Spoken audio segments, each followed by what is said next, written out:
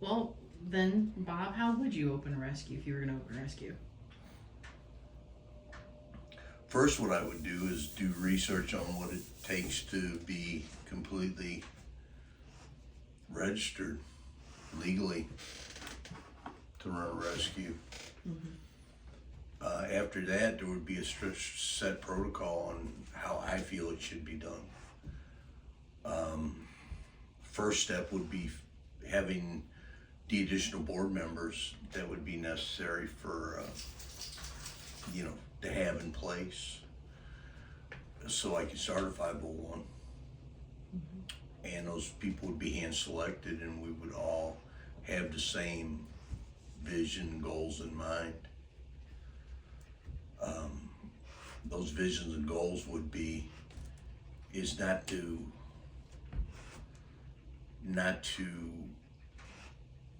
be able to brag and spout the massive amounts of dogs that we put in the homes. Our mission and our goal would be is to place dogs in homes where they stay.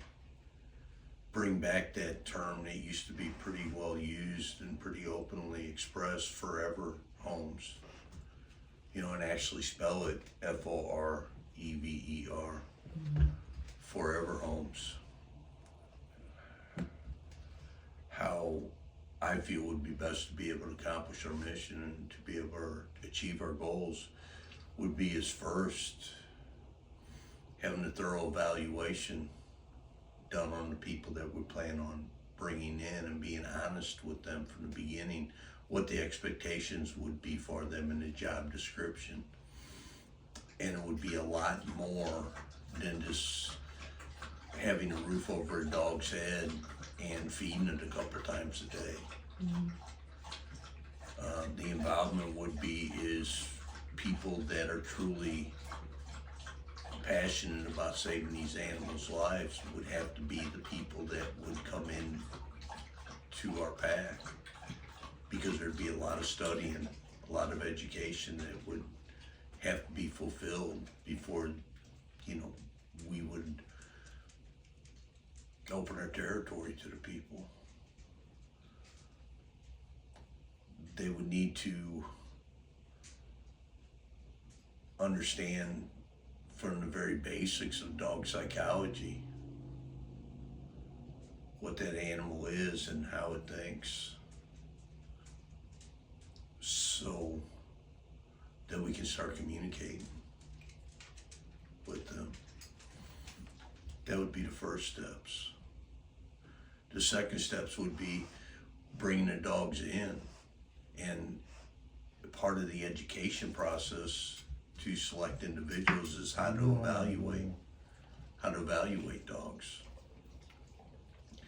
how to thoroughly go through and check a dog where its strong points are, where its weak points are, what its abilities are to live in this world. Then evaluating its level of energy, because there's only 4 levels of energy that a dog possesses. It's either low, medium, high, or very high. And that would determine a lot of that dog's future. Once the dog is brought in and evaluated, then what we would start doing is start socializing the dog properly, depending on what its bred characteristics are of being able to handle. A couple different segments, a couple different groups, for lack of a better term. Dogs that are very accepting to socialization. Dogs that can be put in social situations, but have to be closely monitored, managed. And dogs that just, there's no way they're going to be able to be in a social type environment. Knowing how to evaluate the dogs on that and knowing where to properly place those dogs in the category. The next step would be is finding out the dogs that we initially say cannot be socialized due to fear, due to poor breeding or poor imprinting. Find out what their limits are. Put them into situations that are truly scary for the dog. And then have the qualified personnel available to be able to assure the dog that I know you're scared, but I'm not. And if I'm not scared and you trust me as much as I've earned, there's no reason for you to be scared. Some dogs can overcome that. Past don't really mean much for a dog because they have a gift that we'll never experience in this lifetime. They don't carry baggage forever. They live in the moment. So evaluating the dogs and the people are the two most core foundations that's needed. And then pairing them up. Then put the dogs out available to the public for adoption. This is who is available. Have a description, a brief description on the dog. This dog is highly social. If your lifestyle involves wanting to go a lot of places with the dog, these would be the top 3 choices that would be readily available to someone. These 4 dogs over here, they can achieve this, but they need more time in the qualified hands of a foster or a staff worker or a volunteer to prepare them for that.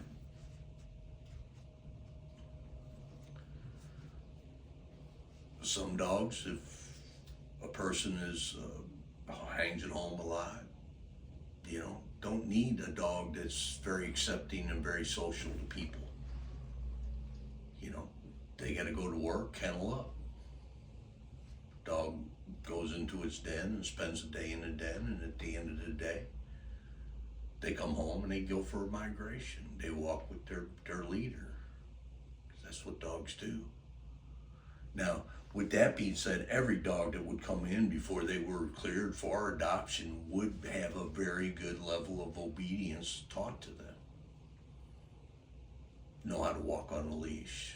Know that when you stop, they sit. Know that when you tell them to lay down, they stay until you free them to come to you. Teach them recall. Things of this nature, that's mandatory.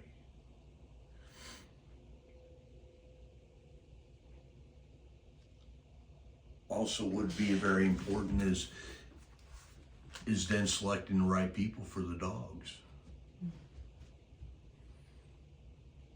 If somebody is a low-key lifestyle, somebody that, Bob, really we don't do a whole lot. We get off work, we're tired, we just want to hang out at the house, and great, awesome. Here's the 5 dogs that we have available for you to look at. Hopefully one of these dogs fit your family and fit your heart, because these would be the perfect dogs for you. Even though you do like this border collie over here, this 6-month-old, 8-month-old, 1-year-old border collie, because it's got blue eyes and it's got a beautiful coat, I understand that. But this is not a dog that would be available for adoption to you, because it's not going to match your lifestyle. Our goal is to do what's different than everybody else, or what seems to be the unfortunate common trend. Putting dogs in forever homes. Not dogs that would be put into a home and tolerated for a period of time and then eventually being sent back. Because it's not fair to the dog. It's not fair to the people. Yeah. You touched on this briefly, and I kind of want to ask you more about it. When you said you want to start off with, a different mission with your board of directors. It's not about the numbers of dogs that you put in the homes. It's about the quality more so than the number. Mm-hmm, sure. And as you were talking about, going into this training staff, training fosters, training adoption, people who are looking to adopt. Can you talk more about that? Go a little bit more in depth about what that People might look like? adopting or everybody Fosters. overall? Okay, Everybody. great. Good question. Thank you. Yeah, I can. It'd be a blueprint plan that there is either a classroom style setting or there will be done via internet, to where every week there's 2 to 3 classes that will break down into segments. This is dog psychology. This is how dogs think. This is how they look at life. This is how we look at life. And this is how dogs look at life and look at the different ways that we look. Let's come together. Let's help understand them, teach how to understand the dogs, so the communication helps the dogs understand humans, so we can live together in harmony. You know, it's a lot, for example, it's a lot like what men and women cohabitating together, living together. We're different. We see things differently. We think of the world in different ways. God bless the ladies of the world. And that's truly meant, because if it wasn't for the gifts of having decisions based upon the feelings and the emotions of those decisions to make, us factually based hunters, us man would have this world in an ash pit a long time ago. It's a good yin and yang. So we have to understand one another to be able to truly cohabitate and be together. It's the same thing with a dog. They don't go for walks to burn off energy or to go visit the neighbors. They go on migrations to hunt for their next meal.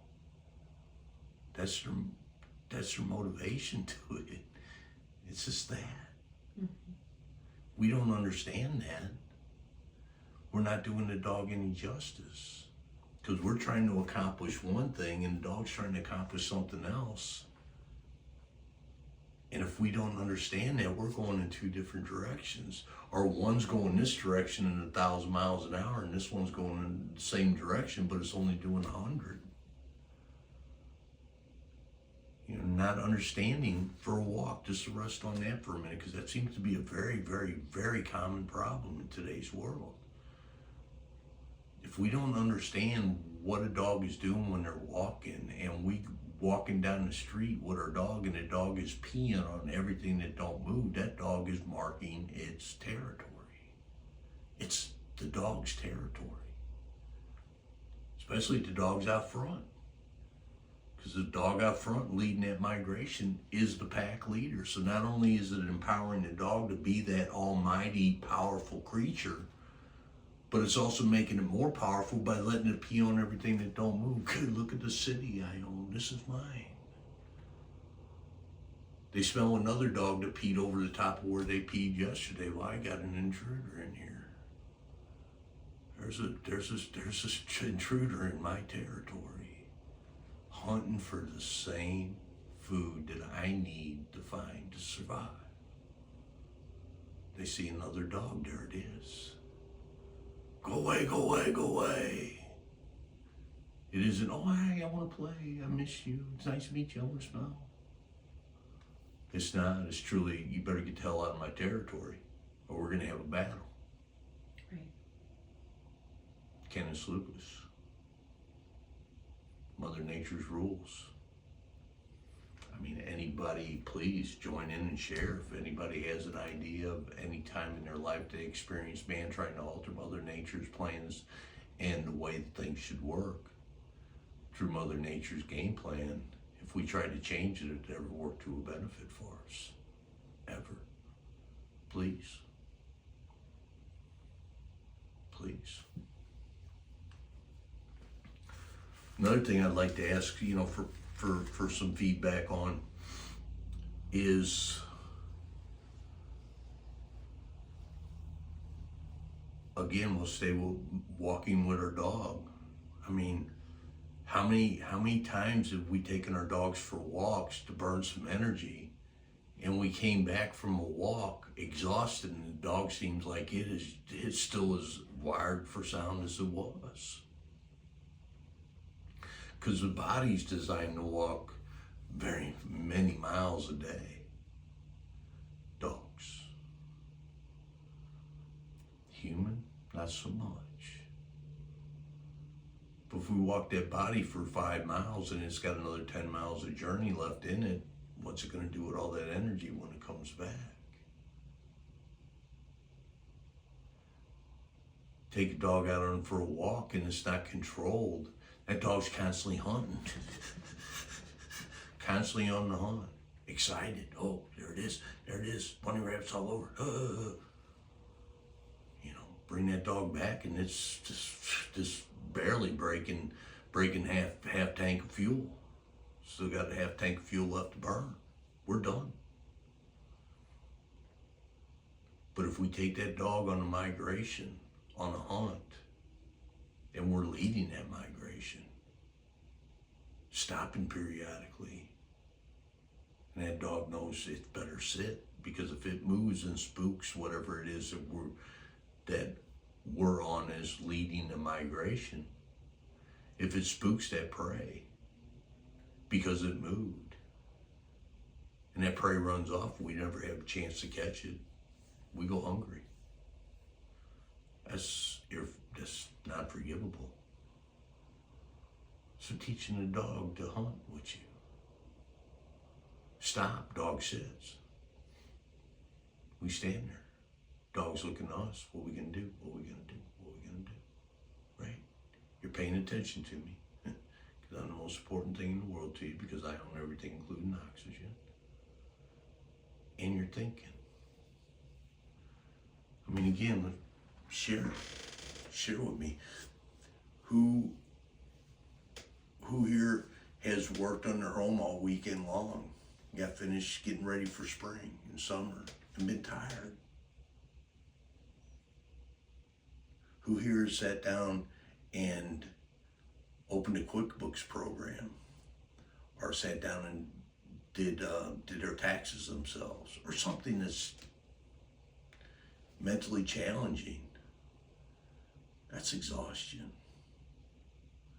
It's the same thing with a dog. You walk the mind, you tire the body. You walk the body, and mind's still going 1,000 miles an hour. Knowing things like this is important for people to want to be part of our pack, because then it's fulfilling the dog's needs. Granted, we got a lot of needs that we want our dogs to fulfill, and our dogs are more than willing to fulfill our needs as long as we're fulfilling theirs. Then it's a good match. It's a good relationship. It's a good marriage, if you will. Everybody's satisfied.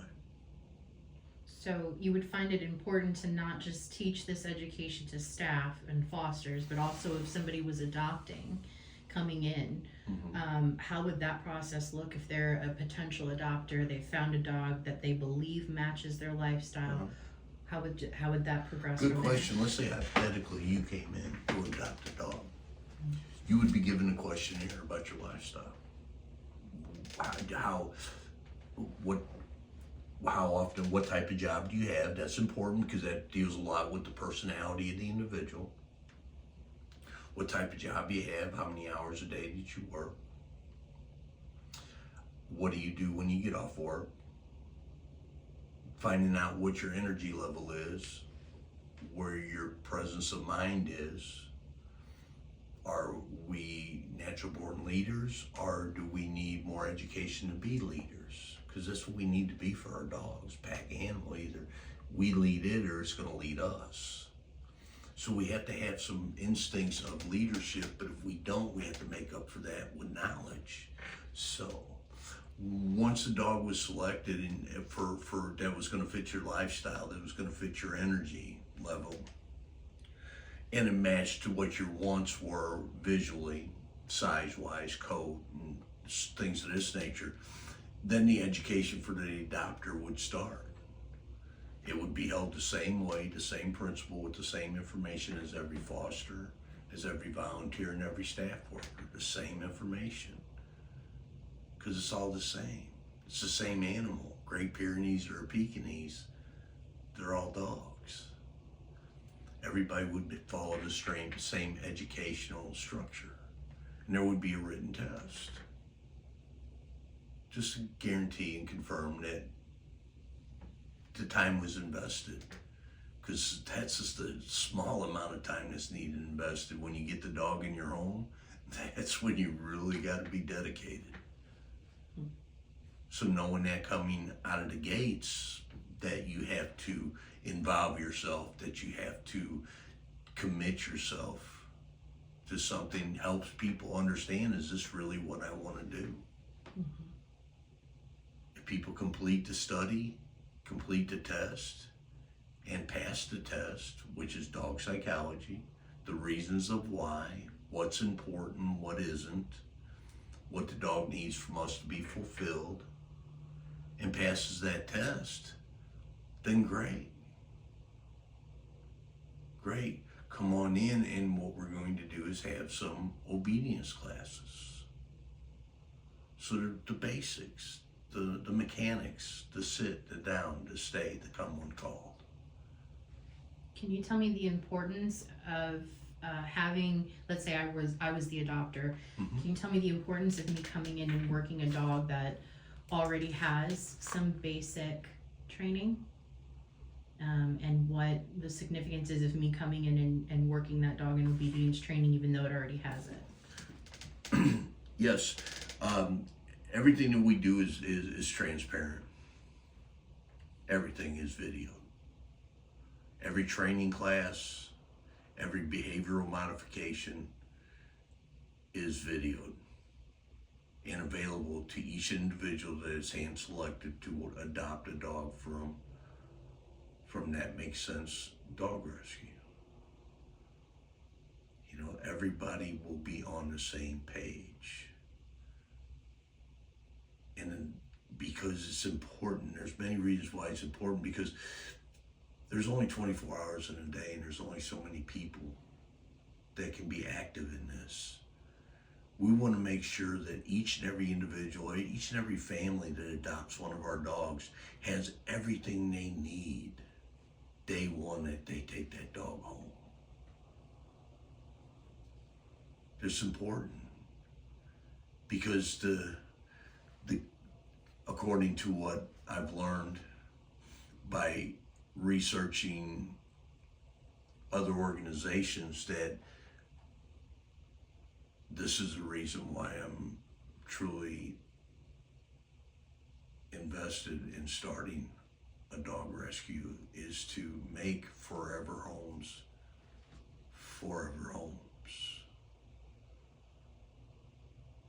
It's said that you give the dog 3 days for this, 3 days to settle in, 3 months to decompress, and 3 years to learn the structure. No.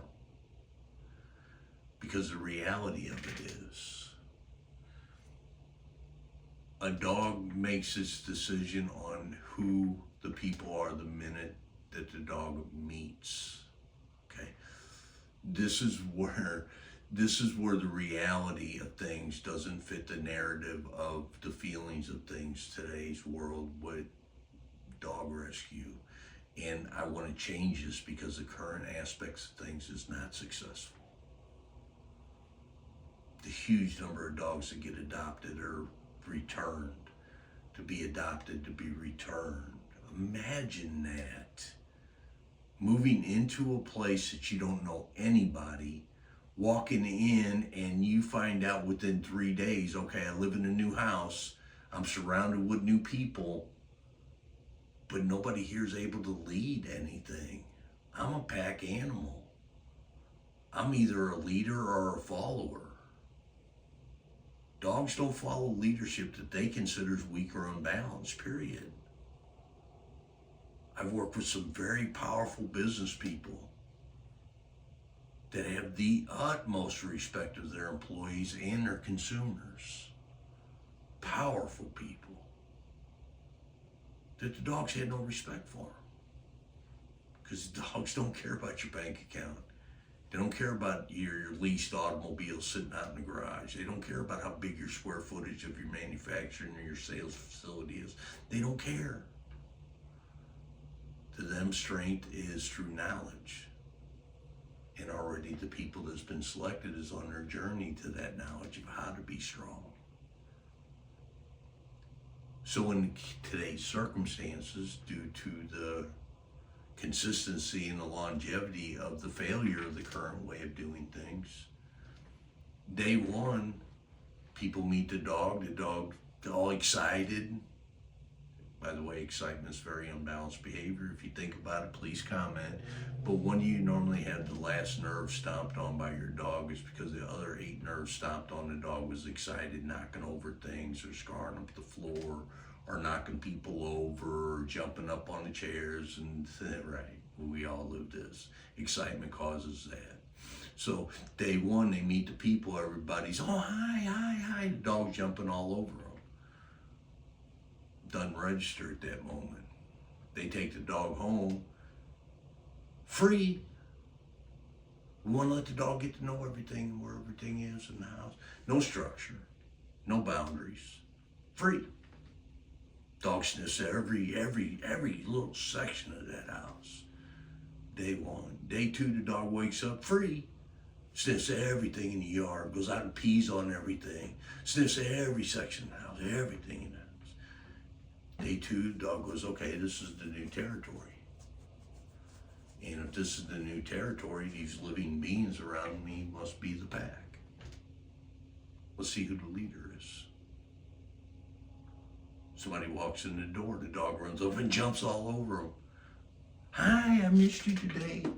You know, yeah, I'm thinking about you all day, which I understand the emotions of that. It's a beautiful thing. I showed everybody your pictures. Everybody's so happy for you in that. You're not in that shelter no more. You're not here, you're not there. You're in a good home. Why? Dog says, you're not it. You just let me get excited and jump all over you, manhandle you, bum rush you, crash into you, and you're letting me do this and you're giving me love. You're not the leader. Another person in the pack, the family, sitting there eating something, and the dog comes up and sits right next to him. Sad face, slow jowls, blowing bubbles, slobbering. Oh, hi, buddy. Hi, I missed you. Seen pictures. Here, you want to buy my sandwich? Dog says, you're not it. So day 3, the dog goes, okay, let's check things out. What's important in life to me? What's important to me, the dog, is territory and food.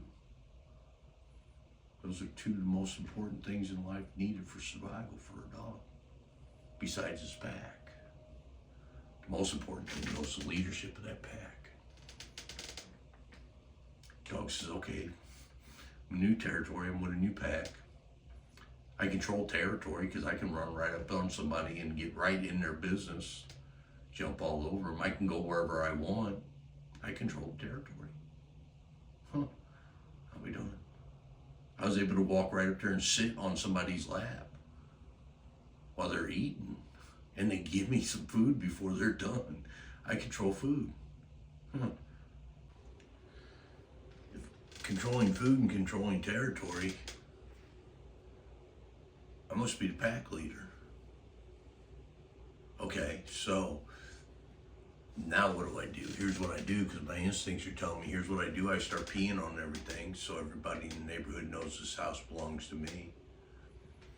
Here's what I do also is that I find the weaknesses of my pack members, so I have an element of leverage to keep them in check. If they try to challenge me, I just push the weakness buttons and lower their self-confidence down, because that's what I do. I get very, very scared when somebody knocks on the door and I smell and it's not one of my pack members. There's an intruder in my territory. That scares me, because whoever that is, they're not a pack member, they're an intruder coming into my territory without me knowing who they are. They're here to take over. I'm the strongest dog. I'm the first one that's going to get taken out. Because whoever that is, they're going to increase the size of their pack because they're going to take the dogs that are weaker than me, and they're going to more easily take those dogs over. Either you comply or die, because that's how it is in my world. Oh, this is getting a little concerning. I don't know. And what really got me going here is because the other night there was a knock on the door. I smelt it and there was nobody familiar. All my dogs, all my pack members around me, they're barking at me. They're not barking at that intruder, they're barking at me. Tell me to quiet or something. They're just barking at me. And they got intensity when they're barking at me. They look a little nervous too, so they're just as scared, but they're still barking at me.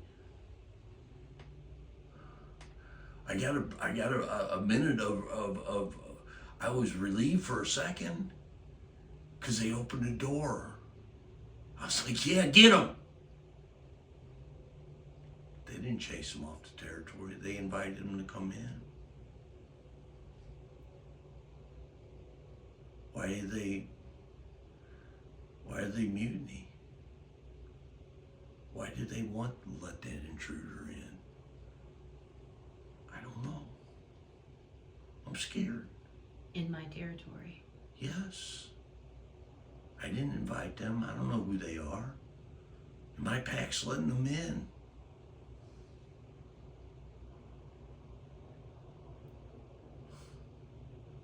So I tried to find a place to hide. But I couldn't. And those intruders coming in, they're coming at me. They're excited. They're unbalanced. They're coming. I'm going, go away, leave me alone. But they keep coming. And they approach me real fast and real close. I don't know what I did wrong. All I did was defend myself, so I bit them. Because that's my only defense mechanism. I was trying to tell them, please stay away. But they wouldn't. They wouldn't. They just kept coming. I growled at them, and then my back started barking at me again. Why? What did I do to them? I let them live in my territory. I let them eat my food. And they're barking at me because I'm scared, and this very unstable energy attached to someone I don't know. The intruder is coming closer and closer, and they're not making them go away. And when I tell them, please go away, and I growled at them, I tried to give them a warning, please stop. And my pack started barking at me. And the intruder didn't stop. They left me no other option. I was in the corner. I was in my safe space. I was in my den. I was on my place. I just told them, leave me alone, but they wouldn't. So I had no other choice. I had to bite them. Now everybody's mad at me. Wait a second, where are you taking me? Where are we going? Why are you still mad? Oh my God, this place is familiar. This is where all the other dogs are. Now I'm an intruder because there's a stronger dog here than me. And I'm intruding in his territory. It's gonna kill me. I'm not an intruder. I don't know what I'm doing here. I don't want to be here, but they brought me here. I had no other choice. Everybody here is scared.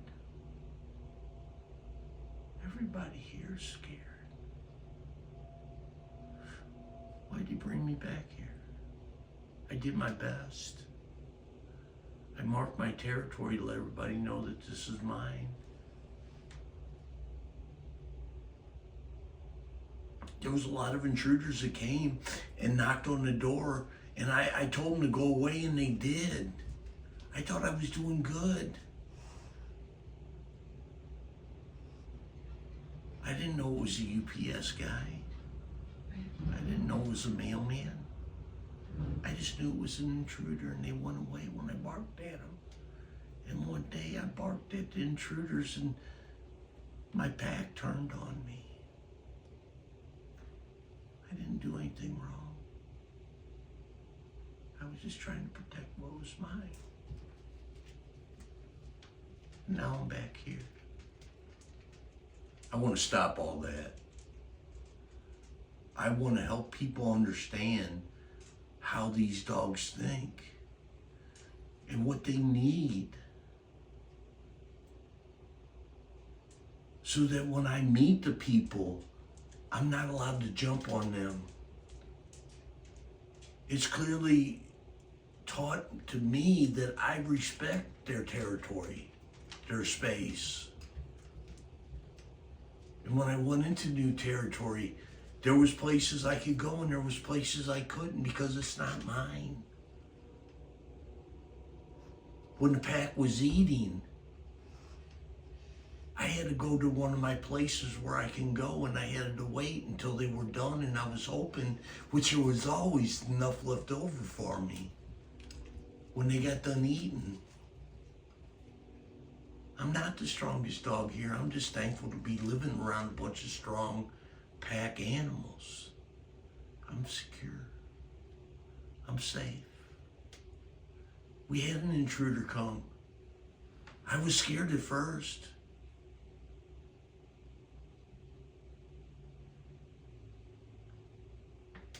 But I looked at my pack leaders. They weren't scared. They weren't worried. They're the ones that should be worried. I tried to protect them. Go away, go away.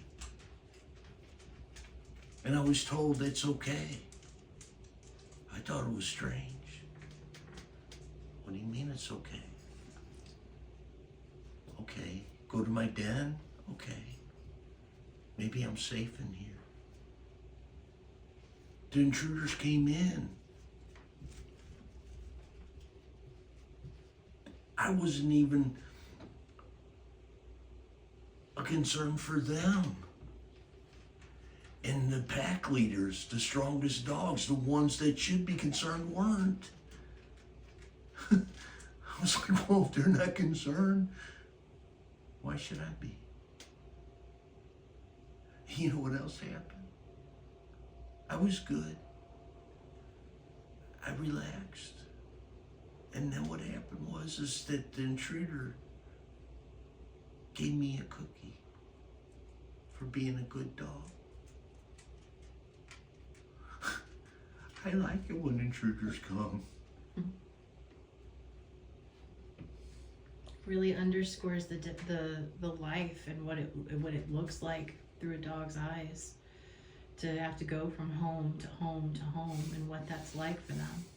Every time it's a new battle, it's a new front, and how terrifying that is. To make it even worse, in a dog's world, the last animal to be kicked out of the pack unless they grow old or they're injured is the pack leader.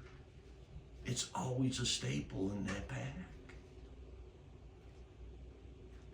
So if the dog goes in and is led to believe that it's the strongest dog of the pack because it can control food and it can control territory,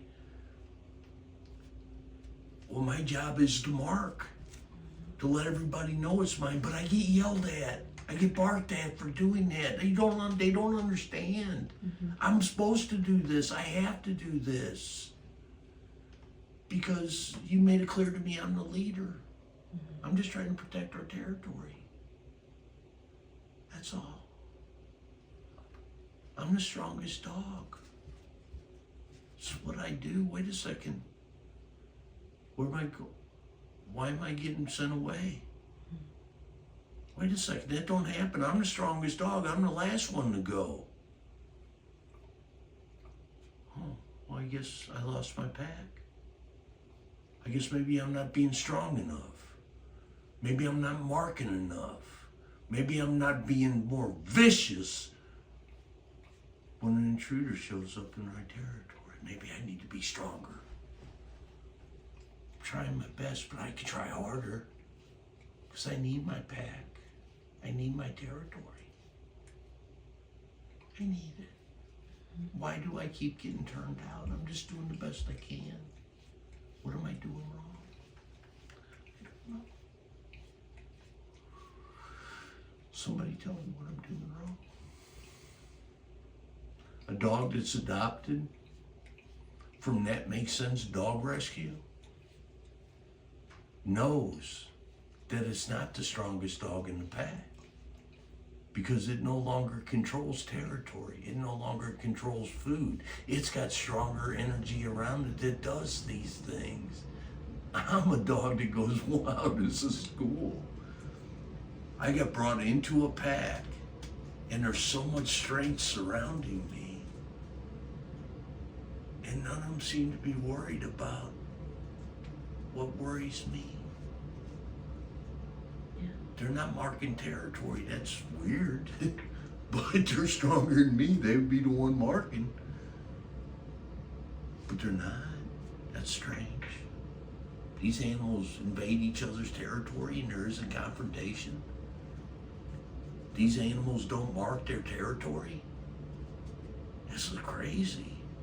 But I guess that's the way it is because nobody's doing it. And everything's fine. I eat every day. We go on migrations, and every time we go on a migration, when we come back, we're eating, so that means we're pretty good hunters. The intruders aren't killing me, aren't killing anybody. I'm in a strong pack. What do I got to do to stay here? Okay, well, I'm gonna go up here because there's some food. I'm opportunistic. I don't know when I get to eat again. There's some food left, so maybe it's mine. Oh, I just got corrected. I guess it's not. Okay, sorry, didn't know. Thanks for informing me. It's interesting that you bring that up because it's definitely a good evolution into the language between humans and dogs. Dogs don't speak English and we don't speak dog. No, ma'am. It would be the dog's obligation to understand us better if they invited us to come live with them. But they didn't. Yeah. We invited them to come live in our world. It's our obligation to understand how to communicate with them so that we can teach them how to be successful living in our world. Imagine this. You're somewhere. I show up. You're the one I want. Come on, let's go. What would you do? Where are we going? Who are you, right? Sure you would. Mm-hmm. But I didn't understand the word you just told me. Mm-hmm. But all of a sudden now, you got a harness. And you got a leash. And you gotta go. You gotta go. You have no other choice. You're put into a car, which you don't, whatever. You're in a car. You're moving at a rapid pace. Smells are going by you 1,000 miles an hour. Whoa, what's this? What's that? Imagine. All of a sudden, everything comes to a stop. You're taken out of the car. You find yourself standing on the corner in the middle of downtown Shanghai, China. As a human being, you're standing there on the corner in the middle of a communistic country. Imagine how you would feel standing there going, what the heck is everybody saying? Where am I gonna go? What am I gonna eat? You've been handed a $20 bill, free. Mm-hmm. What's this $20 bill worth? Right. That make you nervous? Sure. Sure it would. Imagine this. An hour later, someone approaches you and congratulates you for being the new leader of that country you just moved into. You're American of the United States of America. You've lived under the constitutional rights and amendments thereof. You've been taught those. God bless America. Right. But could you imagine taking freedom of speech, the freedom of choice of religion, to be innocent until proven guilty, the right to carry and bear of arms, and force that on a communistic nation for those people to automatically switch and believe in? How do you think that would go over? It wouldn't be accepted. Right, exactly. You're going, damn, everybody wants my head. I don't know, I can barely eat with chopsticks. I don't know how to speak Mandarin. I don't know how much conversion of a yen to a $20 bill. I don't know these things, and I gotta do what? That's what happens to dogs. Dogs are like, damn, I don't even have thumbs. I can't eat with chopsticks. Dogs go, I don't even know what a $20 bill is, much less a yen conversion. I can't speak English. Yeah. Must be able to communicate in Mandarin. And I gotta do what? I want it to where people know right away as soon as they meet that dog that they can look that dog in the eyes and say, watch me. What everybody's saying, where to go, what to eat, what your $20 bill's worth. I know every one of these answers for you. And that thing about you being a leader, we're just pulling on your leash. You don't need to know that. I'm the leader. What I'm going to teach you is everything you need to know that's foreign to you now. I'm going to teach you everything you need to know to live a comfortable, healthy, and long life living in my world, because I'm the leader. You know what the beauty of that is? You're going to learn them because I'm going to teach them where you do understand them. Sure, that's my obligation to you. Even better than that, they're never going to change. Every day is the same. Stability. Yes. Go ahead and challenge me if you like on something. Please do so, because that gives me an opportunity to reassure you that I am a strong leader. I won't tolerate that. Good, thanks for trying, but you failed. Now let's go back to what you knew for the last several days in a row. Good dog. I'm so happy to have you in my life. You're such a beautiful addition to our family. That all makes sense. Does, doesn't it? Makes sense. That's all it does, make sense, because it's common sense. It's common sense. Unfortunately, common sense hasn't been well received with the possession of the world of having dogs.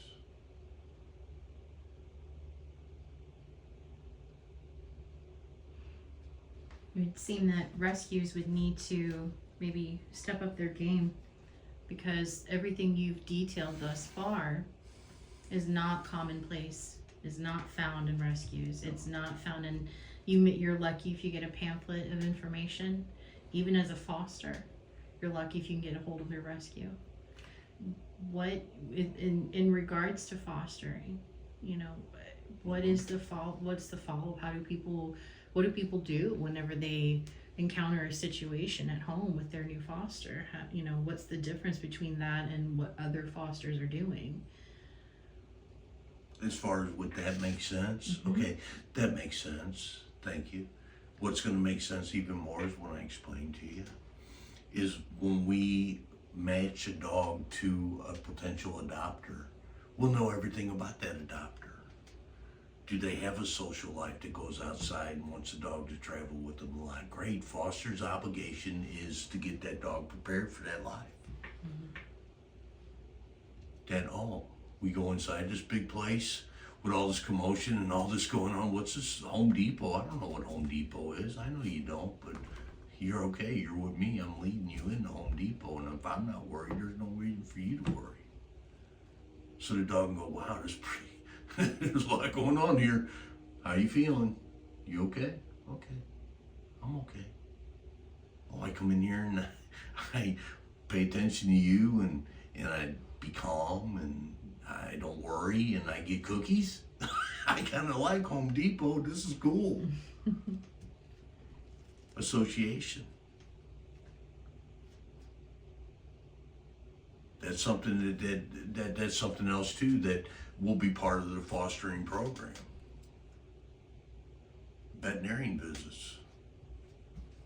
Every dog will go to the veterinarian clinic at least 2 times. Not going in there to get shots and get taken care of. They'll be taken in there as a visit. Walk in, led from the car to the door. No sniffing, no peeing, no rolling in grass, no looking at birds. We're on a mission. We're going into this new territory. You don't have to worry because I'm a strong leader, you know that, and I'm not worried. We're gonna go in here. I know there's dog pee smells all over the place and there's a bunch of activity going on here, but look at me. Am I worried? No. There's no need for you to worry. Dog follows the foster, the leader, into the big building with all the smells and all the commotions, all the anxiety of the dogs back in the back, all the excitement of the people. We go in this place and I'm told to climb and I get up on this piece of metal and I sit down because I'm told to. Then they see what my weight is. I don't know what that is, but they say you weigh so much, whatever, I don't know. But I do this. And when I do this, then we go to this wooden table thing where there's people and I sit because I'm told to sit and I get cookies. And then we leave. It's pretty cool. Nobody hurt me. This isn't a bad place. So when I go back to the veterinarian, I'm being anthropomorphic, I'm speaking as a dog. When I go back there to that strange place, whatever thing, I've already been here. No big deal. Wow. Wow, there's some stranger. Okay. You're putting your hands all over me. Oh, that's okay. My pack leader does that. Are you okay with this pack leader? Oh, you're okay? Oh, okay. Ooh, that kind of feels good. Rub my belly. Rub my ears. Oh, you want to see my teeth? That happens all the time. Pack leader does it. Pack leader, you worried? No. Okay, cool. I get a cookie? Awesome. Ow, that kind of hurt a little bit. Yeah. Pack leader, you okay? That just kind of stung. Yeah. You seem okay? Okay, I'm okay. Didn't like it, but it's okay. Because you said it's okay. Makes sense. Makes a lot of sense. What would I do if I needed follow-up and maybe the person that I spoke with directly wasn't available? Good question. Good question. We're constantly on duty. Pack leader's job is 24 hours a day, 7 days a week. There's always somebody available. But just in case of that odd moment of a day, of a week, of a month, of a year, that there's nobody available, you just refer back to www.thatmakessenserescueforever.com, and you'll be able to reflect back on the videos that was created about your dog, about other people's dogs, because all dogs are dogs. Mm-hmm. You'll be able to reflect back on it, and a lot of times you'll be able to watch 3 to 5 minutes of a video and go, oh, I forgot about that. But now I've been reminded. Mm-hmm. Awesome. Let's say I felt that the concerns or my questions were a little bit more in depth. Mm-hmm. Would I be allowed to return to maybe go through refreshers or have Yes. staff kind of review what I'm doing, see what I can do My better? God, yeah, we're a pack. We don't desert our pack. I will promise anyone that opens up their hearts, their minds, their souls, and their arms to any of the dogs that we have properly placed into your home. If you put in 100% effort, I promise you there'll be 110% effort there to support you anytime that you may need it.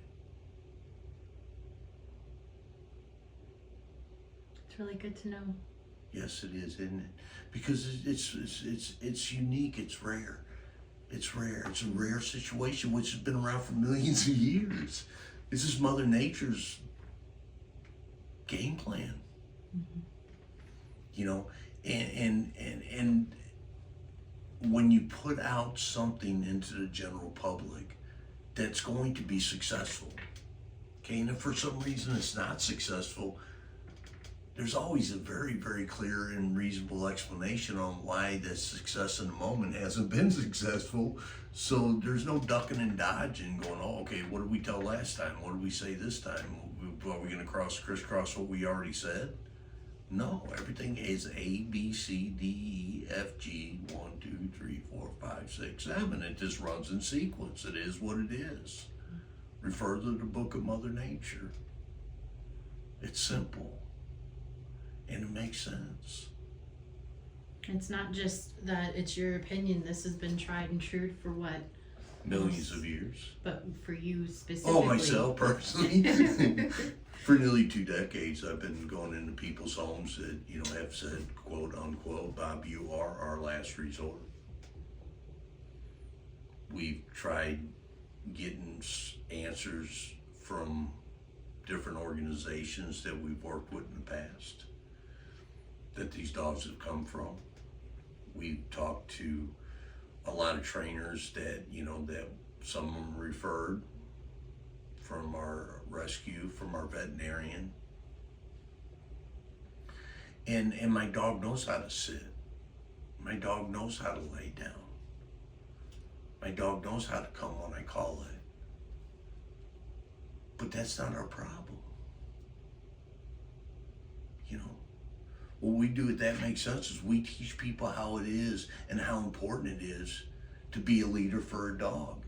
And the mindset of a good pack leader for a pack animal called K9’s lupus is very simple. That leader owns everything, including oxygen. Without that leader, that dog can't survive. I've walked into hundreds of homes of people that have truly dedicated themselves. They had the best dog possible by spending their hard-earned working hours, invested their hours of free time occupied with training their dogs, which is great. Obedience training is a mandatory. Every one of our dogs that will come out of this facility into a home will know how to sit, will know how to lie down, will know how to stay, will know how to come and go. Every one of them will. Every one of them will. But I've been in hundreds of homes that people called me in, Bob, we need your help. What's going on? My dog knows how to sit, knows how to lay down, knows how to stay, knows how to come, knows how to climb or place. Kennel trained, house broke. Awesome, good job, good work. What's the problem? I don't know, my neighbors, they got a problem. Every time that they want to use their swimming pool or barbecue pit or just enjoy their backyard, my dog's just constantly just barking at them, barking and raising Cain, or they let their dog out and oh my God, it's just terrifying. It's just crazy. Oh, it's horrible. It's horrible, Bob. I understand. As soon as I walk into people's homes, people want to show me their skills that they work hard to acquire, and I want to see them. Please show me where you've invested your time and your hard-earned working hours. Watch. Down, stay. Sure. Enough repetitions, the dogs hear that noise, it lays down and stays, it gets a cookie. Great. Awesome job. I'll ask those people, and it's recurring, nearly 100%. Why did you do that? What made you do that? The answer's been because the dog trainer told me to. My clients will look a person square in the face and wholeheartedly, from the depths of their deepest thoughts and emotions, and say, because I own everything in here, including oxygen. And that's what my dog's allowed to breathe in right now. Darn, those are not the people that I'm getting a phone call going, my dog's doing great, would sit down, staying calm, but my neighbors can't use their backyard, and we gotta bring the dog inside. Because them neighbors aren't a threat to the pack leader. Mom and Dad seem to like them. So, ain't no threat. It's kind of weird that they get like real close to each other's territory. Kind of weird that they let their dog this close to my territory. It's getting really weird that I get that close to their territory. But hey, that's my friend. That's a pack member. This is an extended pack member. We share territory. No big deal. It's kind of weird, but I guess that's what we do.